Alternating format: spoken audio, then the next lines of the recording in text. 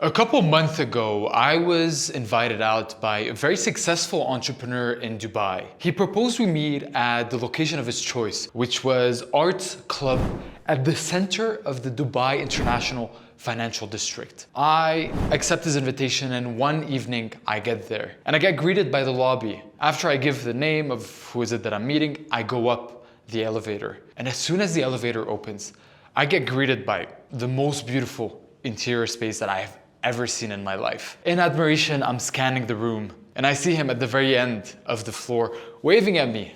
So I go up, meet him. It's a pleasure meeting you. And then he's like, Leon, before we sit down, let me take you on a tour of the building. As it turns out, this was a 5-floor building. First floor was the lobby, second floor was a Peruvian restaurant, third was a sushi place, fourth was an international cuisine type of restaurant, and then fifth was a rooftop bar with a cigar lounge and an incredible view of the Burj Khalifa. When we're at the top, I pull out my phone, wanted to take a picture of the view that I'm seeing. And he looks at me, he's like, by the way, Leon, you're not allowed to take pictures here. I was like, oh, sure, no problem. I put my phone back in my pocket. And then we head back down. We sit down on the table, and 30 minutes after, I look at him and I'm like, by the way, I'm curious. Tell me a little bit about this place. How does one get into this club? He looks at me, he's like, yeah man, Leon, it's pretty simple how it works. With Arts Club, there's 3 things that you need to make it into the club. Number 1, you need to either be a celebrity, an entrepreneur,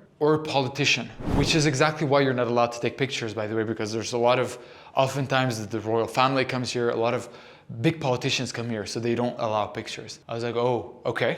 Okay, so what are the other 2 criteria? The second criteria is you need to be invited by 2 separate members from within the community. And the third of those is you have to pay the membership fee, which is about $60,000 every single year. So when I heard this, I looked around me and I was like, wow, this is right here, the power of exclusivity. People are willing to go through all these steps, pay that hefty membership fee, which is worth for some people the salary that they make, pay that only so they can access an exclusive club, which is nothing but a couple of restaurants with occasional art exhibitions and live performances. But that's it. People are willing to pay that amount to access an environment that is exclusive. And this right here is congruent with something that I had learned from a very successful entrepreneur, Alex Hermosi, that talks about a study that they conducted where they mapped out what are the things that people are oftentimes most willing to pay the most for. And as it turns out, the number 1 thing across all the most successful brands is exclusivity. So in today's video, what we're going to be doing is we're going to be looking at exclusivity, and we're going to be identifying different ways we as Web3 founders and Web3 marketers can use exclusivity as a tool and as a superpower within our ecosystem to drive greater purchase price, user engagement, and higher perceived value of our ecosystem. And if this is the first time we meet, my name is Leon Aboud, and through my business, Unfungible.xyz, I've had the opportunity of working with over 100 of the top Web3 brands, including brands like Forbes, including brands like Brave Browser, including brands like Pixelmon, to help them build stronger community and communicate their message in the marketplace. I make these videos for you for free, so you are equipped with all the information that you need to thrive, build the project of your dream, and help shape the future of our beautiful industry, which is Web3. Now, when it comes to exclusivity, it is no surprise that the richest man in the world, depending on the timestamp you're looking at it, is Bernard Arnault, the CEO of LVMH, which is the group behind Louis Vuitton, Hermes, and a lot of the other big luxurious brands that you know of. What do these brands sell when you think about it? They don't sell utility. If you were buying a Chanel bag to buy into the utility, you would find a much cheaper option. What they are selling is exclusivity. It is the status that comes behind the symbol that comes with being part of that buyer base and customer base from that brand. So we can understand through that is that exclusivity sells, and it sells for big. And it is no surprise, if we are to talk about NFTs, why NFTs as a tool is a superpower to building strong community bond, loyalty, and sentiment.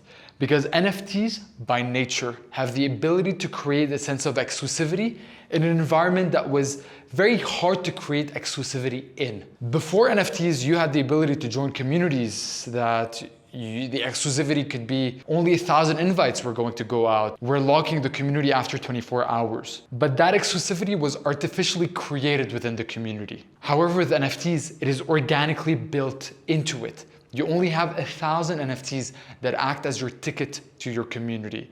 And that is why we've seen NFTs as a ticket to access to a community, whether it's the Azukis, the Bored Apes, the Pudgy Penguins, sell at prices that are, for some people, astronomical and mind-boggling. All of that because of exclusivity.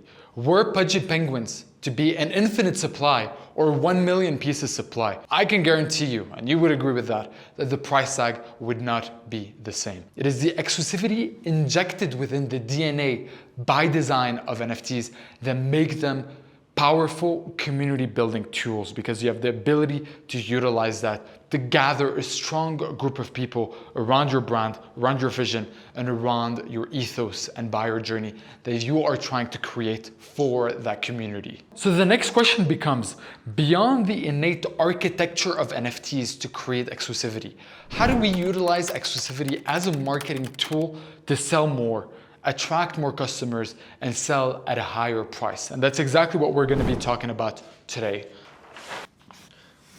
So how do we build exclusivity and use exclusivity as a marketing tool within our ecosystem? The first one that I'm going to say is influencer incentive. What do I mean by this? A couple months ago, there was a big innovation in the Web3 space when it came to marketing, and that was airdrop farming. For those of you who don't know, whether it was the Portal airdrop, the Block airdrop, the Pack Moon airdrop, what they were able to create through those airdrop campaigns are viral loops where people started talking about a certain project, and the more they talked about it, the more points they would receive, and these points would be then used the day of the airdrop to receive airdrop allocations, token allocations. And some people through that were able to get tens of thousands of dollars. When it comes to airdrop campaigns, there was one problem that needed to be solved, which was the cold start problem. How do we get the initial traction that would get our project into the words and into the feeds of the community so that it starts catching on? How do we get that spark that is going to spread the fire? And some genius marketers, I'm very familiar with the teams that were mastered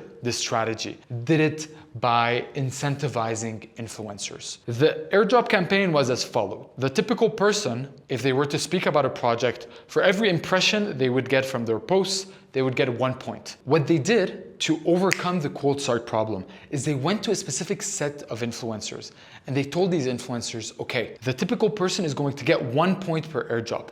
However, we are running a campaign with 10 influencers. And if you were to be part of that campaign, your specific account is going to get 10 times that amount. So what that did, by opening up a small exclusive program for a set amount of influencers that they would approach one-on-one, were able to overcome the cold start problem, incentivize these influencers to start talking about a project for no cost upfront. The cost was only yielded at the end of the campaign when the airdrop campaign was live, which meant influencers would get more, but upfront cost was zero for the marketing team, which was amazing, the dream of every marketer. And they were able, through exclusivity, to land these influencers and have some of the most successful marketing campaigns that the Web3 space has ever seen. So this is the first way to create exclusivity within your marketing. The second one, which is an obvious one, is smaller collection. If exclusivity was the selling proposition of your specific community, all of a sudden having a 10,000 collection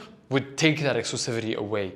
Even though 10,000 in the grand scheme of things still feels exclusive, in the Web3 space, it still is deemed as a large supply. So naturally, thinking a small collection, whether it's 100 or at the maximum, 1,000. Anything after 1,000 falls out of exclusive territory when it comes to collection size. Anything A collection between 100 to 10,000 all of a sudden allows you to create that sense of built-in exclusivity within the actual ecosystem. And it's a big reason why alpha groups of traders that come together, they've kind of mastered this strategy where they typically have a community up to 1,000 people. If there's an NFT involved, then you have to sell your NFT. But if there's no NFT involved, what they do is they typically kick people out, the least active people within the community, and they replace them with more active people. So that on average, over time, the activity level and the status of the people part of the community goes up as you do the cleaning. Another way of creating exclusivity is through the whitelist allocation. I have a very good friend of mine, for example, in the Web3 space, who is currently in the process of launching a sports community in the Web3 space. And one of the things that he's done over the years is he's built himself a pretty reasonable personal brand. He's well connected with some of the top people. And what he's doing is he is onboarding these people one-on-one. He literally sent me a message. He was like, hey, Leon, I rolled out this new community. Please make sure you apply on the website. I'll make sure you get approved. By doing this one-on-one onboarding and handpicking the people you want to be in your community, what he has the ability to do is to utilize the people that were approved within the application as social proof and as anchoring of the ecosystem. Because now what he has is the top 25 influencers in Web3 are all part of the community. And he's highlighting that through the project account. Welcome, big influencer. We're excited to have you in the community. And what that does for the other people who are watching the project, who are not directly connected with the founder of the project, what all of a sudden they see is a very exclusive community being formed with some of the top people. And all of a sudden that creates a need to want to join. It makes that community a lot more attractive to spend time working on grinding, being part of the project, supporting the project, joining the ecosystem, participating in the giveaways, participating in the quests, versus all the other communities that have the same quests or the same activities, but that are a lot less exclusive. Similar but different to whitelist allocation is what is called community allocations. I remember one day I was on X and I received a message on one of the group chats that I'm part of. The message was from someone sending a link to an airdrop that was happening. And they were like, by the way, for anyone who's part of this community, you are eligible to the airdrop. So out of curiosity, I clicked and then I saw that on the website, they had different NFT communities. I think they had like 8 different communities with specific sets of allocation per community. So if you were a Pudgy Penguin, you got 10,000 tokens. If you were, I think it was My Lady, you got 8,000. If you were Nazuki, you got 5,000 tokens. So all of a sudden, what is interesting about this strategy is that it is permissionless. You don't need to DM anyone. You don't need to reach out to the team and be like, hey, can I give your community whitelist? It is all on-chain. If you are a Nazuki, if you own a Nazuki token within your portfolio, you are eligible for this campaign. And what this is able to do is you're able to tap into communities of large people, have direct access into their community, and all of a sudden unlock exclusivity because you are limiting by design who can access this allocation, being community 1, community 2, community 3, and no one else. There was a very good post published by the founder of Mad Lads, Armani. This is what the tweet said. Airdrops are dead. Airdrops to NFTs are even more dead. But the problem isn't that giving tokens to NFT holders is bad. It's that there's no accurate, sufficient, flexible way to measure what is happening. No company gives money for free, and every reward should be given as a function of KPIs that teams have. The magic of NFTs is that you can optimize KPIs much more effectively as part of a team than alone. If I want to form a token project, I should be doing it with Mad Lads because I should expect my contribution to be more with the lads, so with the community of Mad Lads, than it is by myself. If I am selling to crypto natives, I should be targeting not individuals, but I should be targeting communities at once, leveraging shared interests, common goals, and high signal trust stitching together people through NFTs and identities all around the world. What this tells us is community allocations as a marketing strategy is an effective one because you're able to target many versus target one as part of your marketing. Very good post by Armani, which was very timely to the concepts made in this video. The next 3 are as followed. Personalized NFTs. This was a very common strategy during the bull market, last bull market in 2021, 2022, where projects would give specific influencers a one-on-one profile picture collection, a one-on-one NFT that was designed and created specifically for them. And although most of the times these influencers would not go and take personalized profile picture and publish it on their posts, some would, but many won't. What it allowed you to do is to get the buy-in from someone, to be like, hey, I'll take this NFT, why not? You made it for free, it looks cool, it looks personalized, I'll take this. And what this allows you to do is to utilize that exclusivity that you built with that person. Like, hey, this is a one-on-one profile picture that I made for you.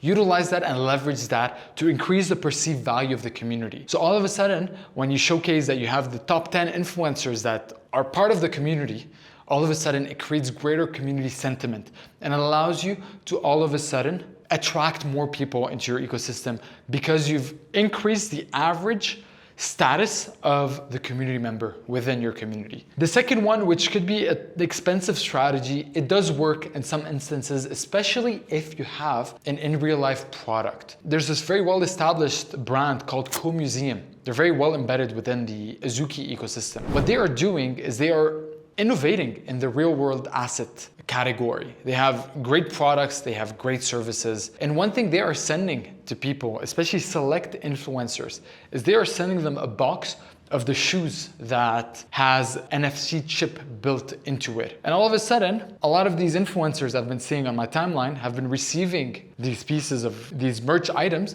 and have been publishing unboxing videos. I think I've so far seen 4 or 5 by very big influencers. So that is how you are able, if you have a good product, if you already have the buy-in from certain people, to create even more free marketing for you. I don't know how much it would have costed to send those sneakers to people, $200. I can guarantee you that the cost of having that influencer, the marketing returns that was gotten from that one influencer publishing about your product organically completely outpaid for the cost of sending that goods. By far, I can guarantee you that. And this is where we get to the final element to create that sense of exclusivity, which is social circle. And that's actually an example that I brought up on this channel before, which was this very smart NFT project that was recently able to make over $500,000 on their NFT mint. What they did is that they whitelisted their top 10 friends, their top 10 connections. And the only way for you to access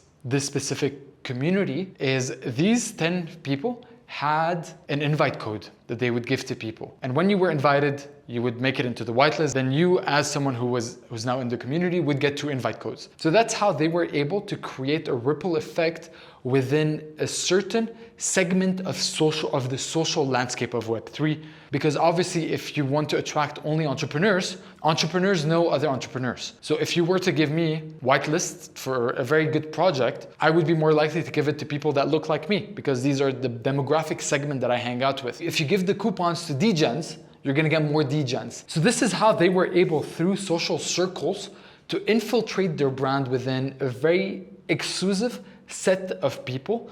And because they only had 2 invitations, it all of a sudden became very exclusive. Social circles is the exact same strategy that Friendtech used when they were launching their platform. You could only access Friendtech if you knew someone in Friendtech that could give you a token. If you remember Clubhouse, the golden days of Clubhouse, it was the very same thing. You would get 1 invite code generated every couple weeks, I believe. And that is how they were able to start getting that network effect. And whoever was in, all of a sudden was an environment that was exclusive by design. So all of a sudden their engagement in was a lot higher. So here it is, ladies and gentlemen, the ways to use exclusivity within your ecosystem and how can you create exclusivity as a marketing vehicle within your project. Number 1, influencer incentives. Number 2, smaller communities. Number 3, whitelist and pre-sale allocations. Number 4, community allocations. Number 5, personalized NFTs. Number 6, exclusive merch. And number 7, social circles. Ladies and gentlemen, my name is Leon Aboud, and it was a great pleasure sharing this time together. I shall see you in the very next video.